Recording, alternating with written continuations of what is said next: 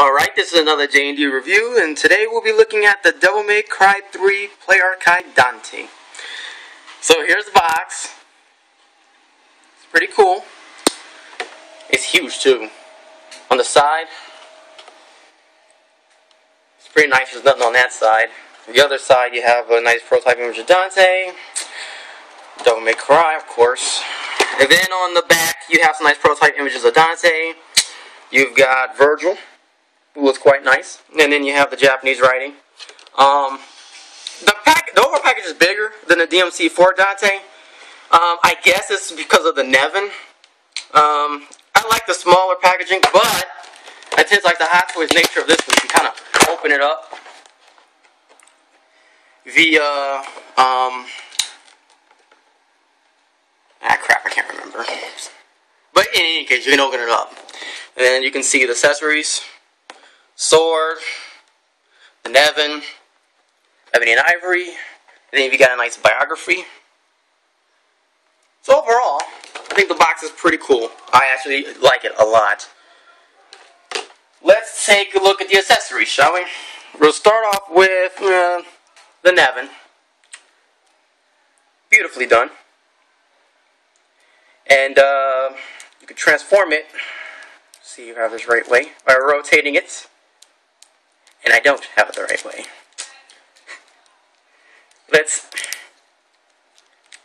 I can do it. And there you go. Trust me, I have a hard time transforming this thing, but it looks beautiful once I finally get transformed. So I dig it. To transform it, you just have to keep going in a full circle. And there you go. Back to its primary shape. I really do like the paint job and the details.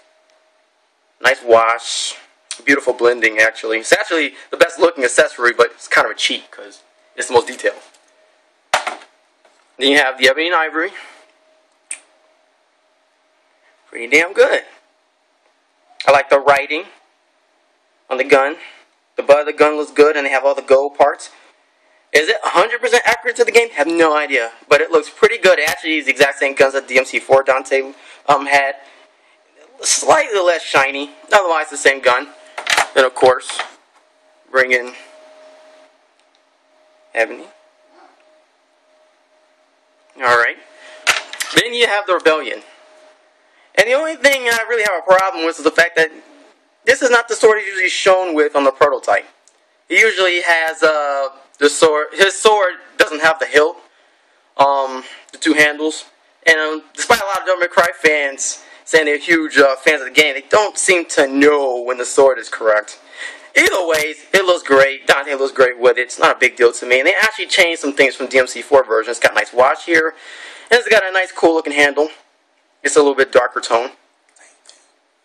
But otherwise, it's pretty much the same thing.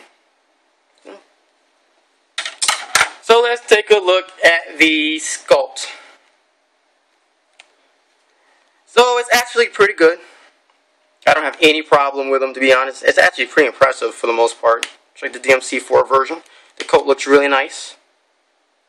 Nice sculpting on the jacket and on the pants. The muscle tone was pretty good. And the face, well, the face is pretty decent. It's not as good as the DMC4 version, but it still looks like a younger Dante. He's got eyebrows up there, but I'm sure you can't see it, but they're there. He almost looks like he's grimacing, but you can't tell because of the hair. The only other minor issue I guess I could say is that the jacket looks a little broken here, but it can't be helped because of the arm articulation. I mean, as a result, his arms can go all the way across his chest like this, so it looks kind of wonky, but it's one of those figures where once you have it in your face, it looks a lot better than it does on the internet. I learned that firsthand. So overall, I'm impressed with the sculpt. The paint is really nice too. Nice wash on the coat. Nice wash on the holsters for his guns. So that's really nice. One thing I really dig is the pants. They have a nice Warren Jean look. I really do like the color toning. Beautiful blending there. And the sculpt really does work with the blending. The boots look pretty good as well. So overall, I think he's a pretty good looking Dante. Again, it's one of those figures you have to own it. You look online, it's going to look pretty weird, and it's mainly due because people's posing, they're just not good at posing them or making them look good. You really need to own the figure for yourself. So I'm digging that.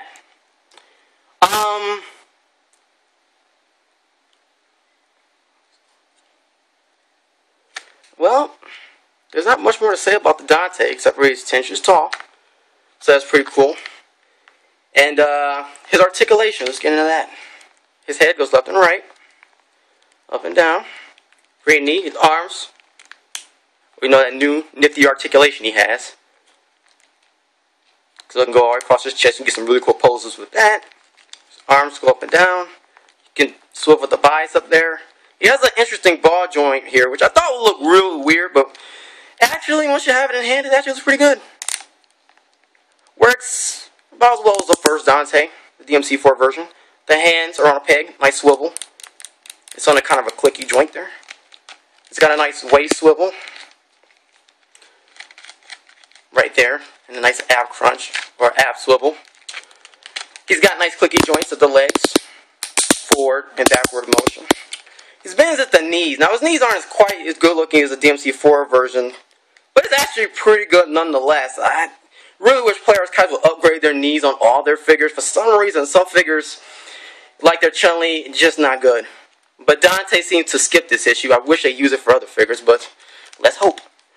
You can rotate at the boot. You can actually rotate here as well. And it has an odd swivel, and it works, but it's strange. See, it kind of swivels here, but not here. Now, it still works for getting dynamic posing. See, again, if you look at it from most normal views, that's going to look pretty good. You know, you want his boot to look in a certain angle. That works. It's strange, it's odd, but it works, so I can't complain. So at the end of the day, it's a pretty kick-ass Dante. I don't really have too much of a problem with him. Yes, he's really steep, but so are most Japanese-based figures. What are you going to do? Of course, between this one and the DMC4 version, this one's obviously the one to get at this point because the other one is way too steep. Let's put it this way. That one's not twice as good as this Dante. So I wouldn't pay double. That's just me. Either ways, I think they're both kick-ass figures, and I think you'll get a lot of good enjoyment out of either one. But if you missed on the first version, then you'll like this one. Oh, speaking of which, there's a hole there for the sword. The sword actually comes with this little accessory, which, if you do not mind, I'm trying to do this off camera. There you go. There's actually a hole in the sword, and it goes here. Let's see, like so. You take the Dante, and it's kind of hard with this one because you have to line up the hole, whereas the DMC4 version you do not have to. Either ways, let's see. There you go. There's Dante with his sword. Looks pretty good, and the holsters don't really get in the way too much. And even if they do, it's nice pliable plastic, so you can just move that out of the way if you want to.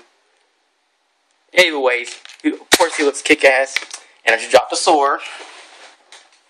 But either ways, he looks pretty kick-ass with the sword. So, I do believe that's all I have to say about the DMC Dante. Let's just stand him up there. Do I recommend the figure? Yes, I do. He's actually very good looking, as most figures I didn't think I wanted to buy based off the reviews I've seen. He just didn't look that good, but he's a figure, once you have him in hand, I think you'll be pretty pleased. And hopefully we get Trish, because a lot of people have been asking for, or the DMC1 version of Dante. But we'll have to see. Anyways, this is the J&D Reviews. This is the D, signing out.